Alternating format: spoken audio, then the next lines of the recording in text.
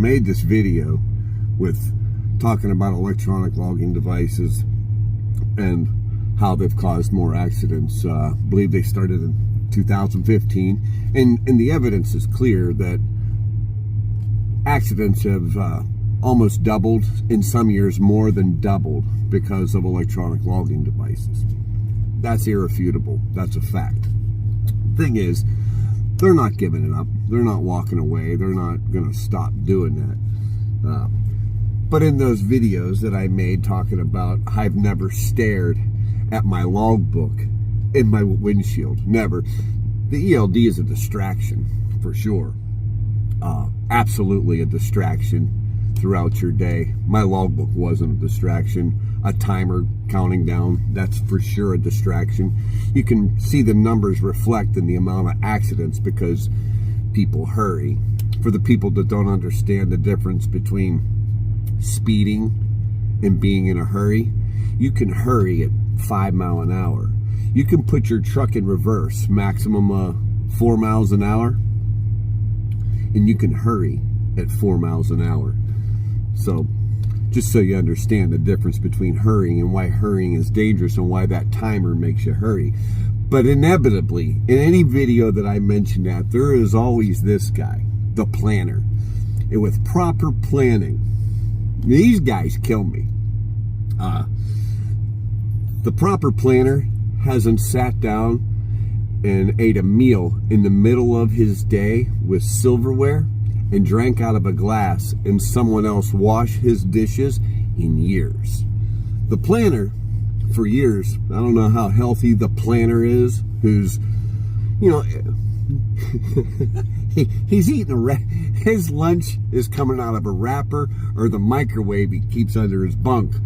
He hasn't had someone wash a dish for him and drink out of a glass in a long time. And that's what good planning is, by the way.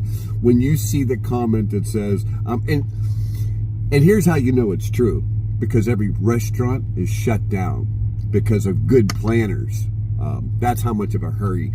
So they got us in this box. They're not giving it up. They're not going to get rid of the ELD, regardless of the amount of people that are being killed on the American highways and, you know, the amount of accidents. That kind of control, they're never giving up. They're not going to, but what they're going to do is just, they got us in a box, and now they're just going to poke us with a stick and try to mitigate the amount of accidents and disasters that this thing that causes this whole industry to hurry. And the guy, and here's my problem really with it. So they got us in the box. They got a sharp stick and they're poking us. They're poking us, right? But here's who's getting mad. They don't get mad. The truck drivers don't get mad at the people poking us. You'll see videos every day of some guy on a fuel island mad at the guy in front of him because he's taking too long on the fuel island. Because, I mean, they want to convince you that the fuel island is a 7-Eleven convenience store. It's not. It's not a 7-Eleven. I wash my windows there. I check my oil. Sometimes I go in and buy oil and add it. I don't sleep in truck stops. We're a team operation. If I park, it's to walk in and have lunch. I'm not checking my oil. I check my oil when I get fuel. And that's about the only time we're in truck stops. In the morning, I get my coffee, I get fuel, and I check my oil. I might go back in. It has an air chuck on every island. I got 18 tires. It's not a 7-Eleven. But there's a guy so mad at the guy in front of him because this industry is poking him with a stick. It's coming right through the ELD and poking him, making him hurry. And then there's another video of probably 8 videos a day of somebody mad because it took them 16 miles to pass them.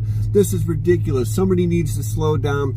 You're only mad because they're poking you, but they all want to fight with each other. Instead of grabbing the arm of the guy that's poking you and snapping that off, you want to fight with your neighbor. You want to bite your neighbor's head. We're all in the same cage together. They put us in this cage, and we got the really smart guys that haven't ate lunch at a table with silverware in years.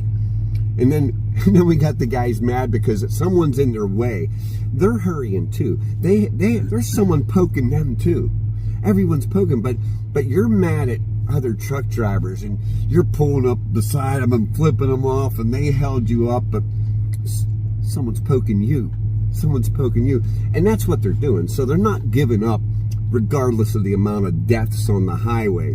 What they're going to do is keep poking you till they can lower the death rate on the American highway, so the general public doesn't understand that trucking has become dangerous because they put this timer in there.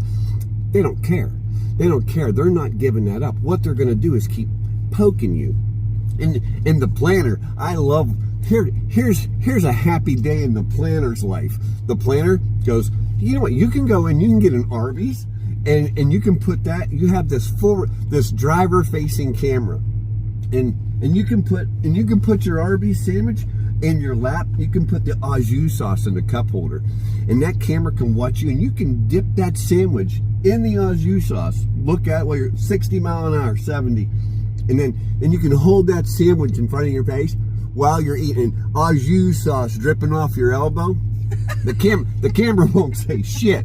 The camera doesn't care. You know what? If you do this to your phone, boom, that camera's going to link up the satellites, send a message to everybody in the world. But if you sit and figure out your hours and distracted by your ELD, or you're jamming a sandwich, as long as you're not stopping that truck and you're being productive, you can jam shit in your face all day long, because people don't understand what an AI camera is.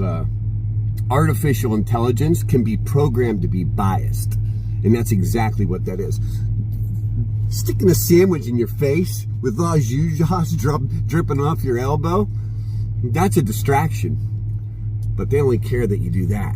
It's programmed for that. But that's a happy day in the planner's life. If you're good at planning your trip, that just translates. When I hear someone say I'm a good planner, that means you haven't ate a decent lunch in years. You haven't sat down and had someone else wash your dishes, or you haven't drank out of a glass sitting at a table in years. Anyway, have a good day. Enjoy your coffee. Enjoy your coffee, Deborah. Thanks. Peace, bitches.